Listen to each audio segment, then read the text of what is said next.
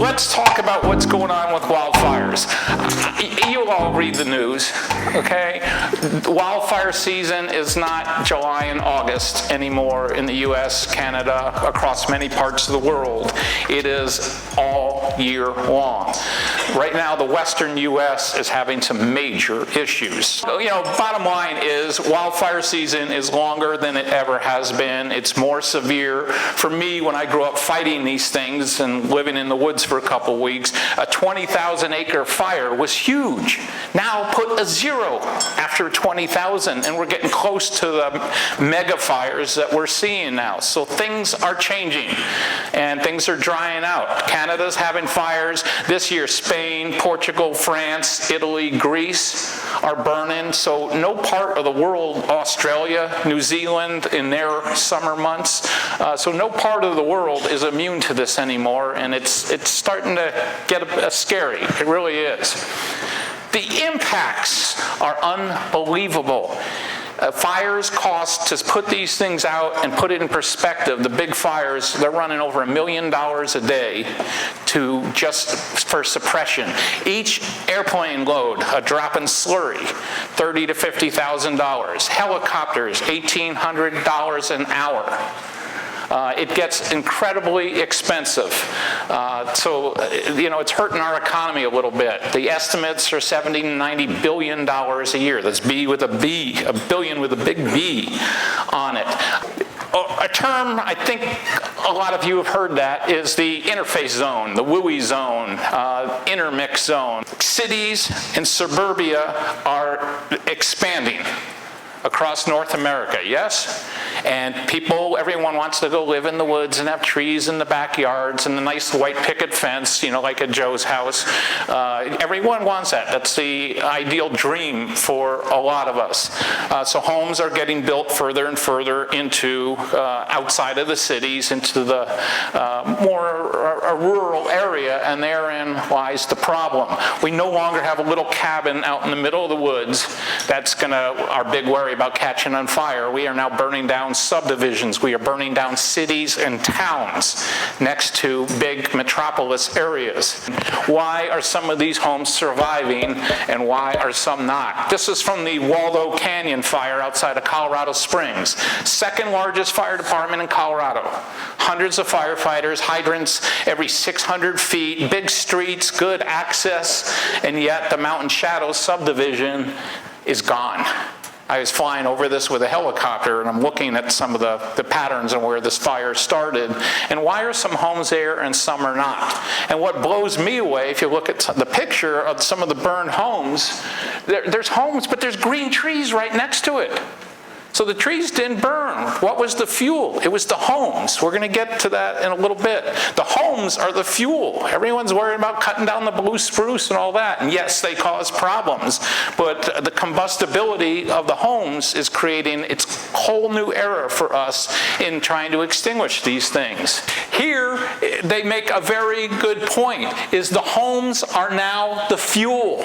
It's not just the trees. The homes are the fuel involved. Look at the timestamp. This is right on the Colorado-Wyoming border. And I forget what started this fire, but we're talking a period of, 1249 to 109, so, 20 minutes at most. And look how fast that thing took off. Why is this house standing? What's good about it? Good defensible space, good tree clearing, metal roof. Here was a fairly active fire, but yet the home is standing. There's risk maps in every state we live in. Look up yours, see what your fire risk is. Insurance companies look at this and adjust your rates. This I want to go through quickly. We're going to start with our ember generators, which we use to recreate a realistic ember exposure. Embers are those small burning and smoldering particles that may travel ahead of the fire front. And what we do with our generators is we create the realistic exposure, and in our wind tunnel, we're able to throw them at a building. And then we have a building that has two sides to it, a good side, which uses wildfire-resistant construction, and what we're considering a typical building that we would see in a wildfire-prone area.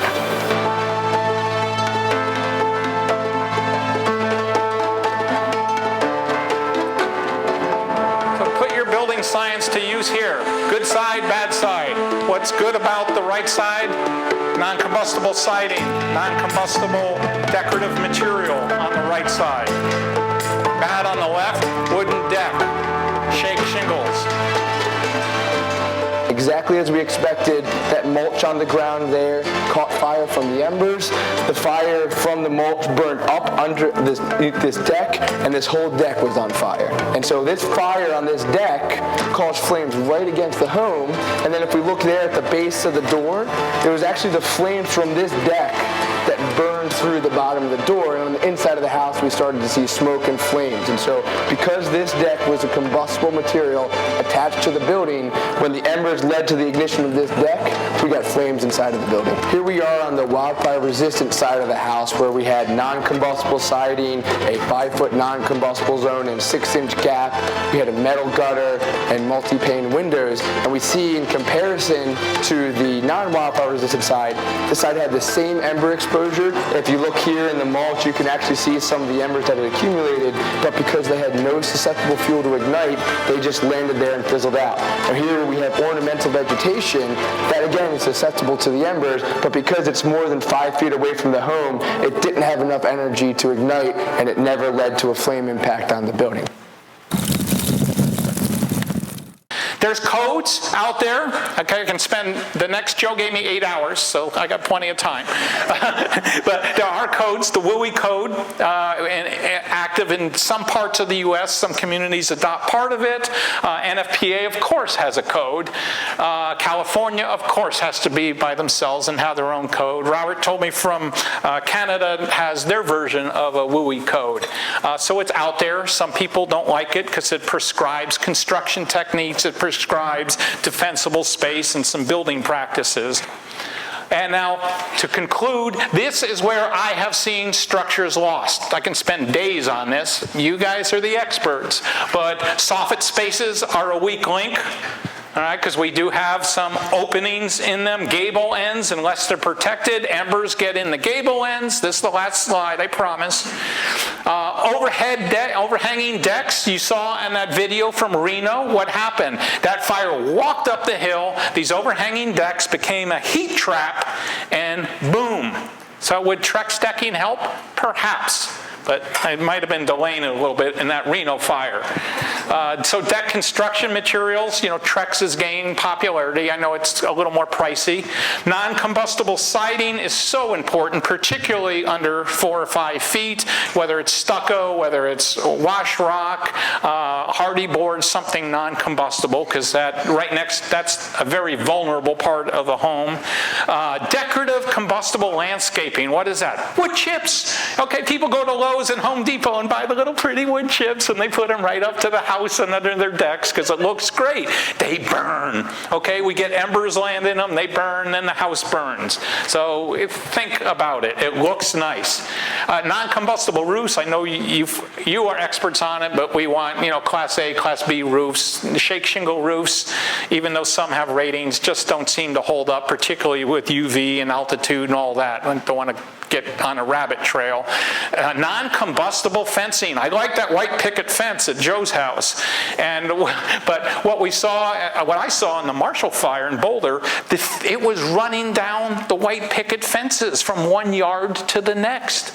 I've never seen that before. So times are changing. I'm not saying you have to do metal fences, but the wooden fences in people's yards are spreading it from home to home. And there's various ways to protect gutters, but what do they fill with? They fill with crap, with pine needles, all kinds of debris, even with the screens on it. We get embers in the gutters. They burn the fascia material, get into the roof, and the party is over.